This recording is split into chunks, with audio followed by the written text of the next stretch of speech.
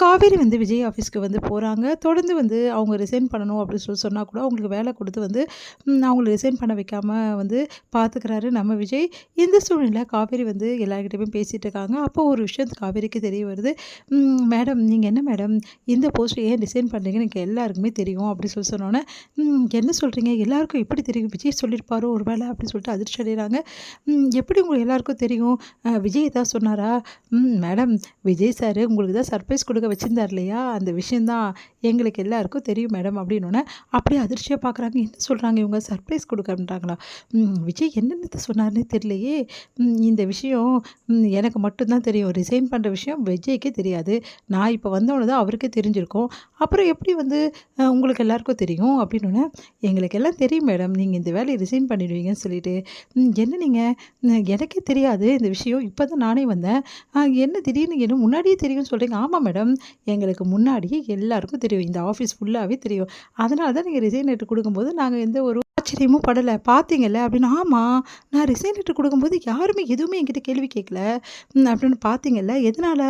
எல்லாம் எங்களுக்கு முன்னாடியே தெரியும் மேடம் நீங்கள் ரிசைன் பண்ணிடுவீங்கன்னு அப்படின்னோடனே அப்படியே அதிர்ச்சியாக பார்க்குறாங்க. இவங்க என்ன இப்படி சொல்கிறாங்க?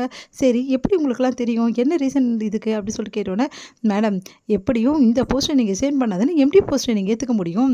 அதனால தானே ரிசைன் பண்ணுறீங்க அப்படின்றாங்க. அதை கேட்டு எல்லாருமே அப்படி கேட்டோன்னே பயங்கரமாக அதிர்ச்சி அடைகிறாங்க காவேரிக்கு ஒன்றுமே புரியல. இவங்களாம் என்ன சொல்கிறாங்க? எம்டி போஸ்ட்டா? ஆமாம் மேடம் உங்களோட எம்டி வந்து சீட்டு வந்து ரெடியாக இருக்குது. அங்கே பாருங்கள் அந்த கேபின் தான் உங்களோடது. சார் எப்போவும் உங்களுக்கு ரெடி பண்ண சொல்லிட்டாரு. உங்களுக்கு எம்டி போஸ்ட் உட்கார வைக்கிறது மட்டும்தான் பெண்டிங்காக இருந்தது. எங்களுக்கு எல்லாருக்குமே தெரியும் இந்த விஷயம். சார் உங்களுக்கு சர்ப்ரைஸாக வச்சுருந்தாரு.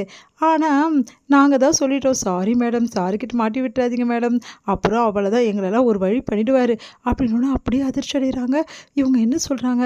அதனால தான் இந்த போஸ்ட்டு நீங்கள் ரிசைன் பண்ணுறீங்க, எம்டி போஸ்ட்டு நீங்கள் ஏற்றுக்கிறதுக்காக. கரெக்டு தானே மேடம் அப்படின்னோடனே உடனே வந்து மேடம் சார்கிட்ட சொல்லிடாதீங்க மேடம் ஒரு வாட்டி சொல்கிறேன் அப்படி சொல்லிட்டு ஓடி போகிறாங்க எல்லோரும். அதெல்லாம் கேட்டு காவேரிக்கு தலையே சுற்றுது. இவங்கெல்லாம் என்ன சொல்கிறாங்க? நான் எம்டி போஸ்ட்டு உட்கார போகிறேன்னா, அதுவும் விஜய் இதுக்காக ஏற்பாடெலாம் பண்ணி வச்சுருந்தாரா?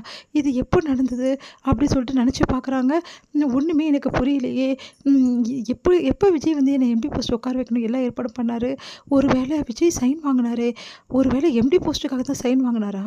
ஐயோ நான் தான் தப்பாக நினச்சிக்கிட்டேனா? ஐயோ நான் வந்து டைவர்ஸ் பேப்பர் நினச்சேனே, அது டைவர்ஸ் பேப்பரா இல்லை எம்டி போஸ்ட்டுக்கான உள்ள பேப்பரான்னு கண்டிப்பாக நான் கண்டுபிடிச்சே ஆகணும். அதுக்கு நான் இங்கேருந்து அதான் வேலைக்கு ஆகணும். ஏன்னா கண்டிப்பாக வக்கீல் இங்கே கண்டிப்பாக வருவார், அவர்கிட்ட கேட்டால் எல்லா விஷயமும் தெரிஞ்சிடும் அப்படின்னு சொல்லிட்டு காவேரி யோசிக்கிறாங்க. ஒரு வேளை வந்து நான் நினச்சது தப்பாக இருந்தால் ஐயோ நான் விஜய் மூஞ்சில் எப்படி முழிப்பேன்? அவர் முகத்தில் முடிக்கக்கூட எனக்கு அருகது இல்லாமல் போயிடும்.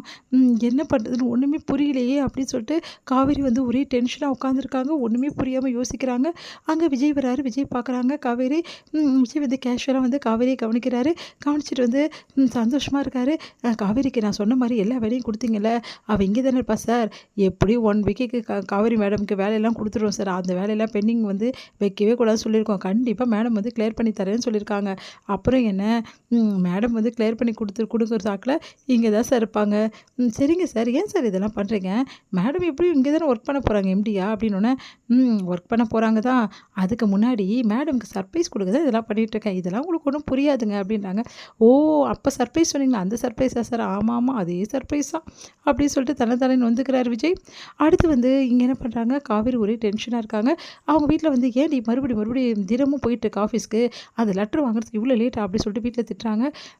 இல்லைம்மா கொஞ்சம் பெண்டிங் ஒர்க்லாம் இருக்கா, அதை முடிச்சு கொடுத்தா தான் லெட்டர் கொடுப்பாங்க. அப்படி ஒன்றும் நீ வேலை செய்ய வேண்டிய அவசியம் இல்லை. புரியுதா? அந்த விஜய் தான் ஏதாவது பண்ணியிருப்பார், அதனால தான் உன்னை வேலைக்கு வர வச்சிருப்பாரு அப்படின்னு சொல்லிட்டு யமுனா சொல்கிறாங்க. அதெல்லாம் ஒன்றும் இல்லடி, இது விஜய்க்கே தெரியாது, இங்கே இருக்க ஒர்க்குடி. ஹெச்ஆர் டிபார்ட்மெண்ட்ஸில் அவங்க தான் சொன்னாங்க இதெல்லாம் ஒன்றும் ப்ராப்ளம் இல்லை, நான் பார்த்துக்கிறேன். ஒரு 1 வீக் மட்டும் நான் போக வேண்டியது இருக்குமா, நான் போயிட்டு வந்துடுறேன், அதுக்கப்புறம் வந்து நான் போகமாட்டேன் அப்படின்றாங்க. நாங்கள் சொன்னால் கேட்கவா போகிற? சொல்கிறது கொஞ்சம் எவ்வளவோ சொல்லி பார்த்துட்டோம், கேட்கவே மாட்டேங்கிற அப்படின்றாங்க.